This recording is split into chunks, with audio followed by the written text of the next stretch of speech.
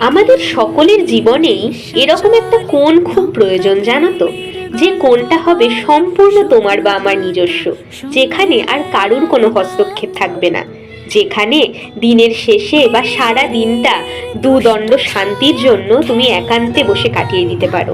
যেমন আমার এই ছোট্ট ঘরটা, যার প্রত্যেকটা কোণ আমার নিজের হাতে করে সাজানো। এমনকি যে ওয়াল পেন্টিংগুলো দেখছো, সেগুলো সব আমার নিজের হাতে করা।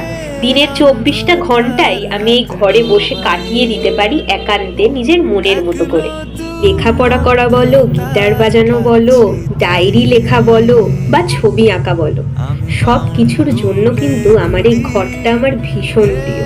মন খারাপে চোখের জল বলো বা ভালোবাসা বলো, সব কিছুর সাক্ষী কিন্তু আমার এই ছোট্ট ঘরটা।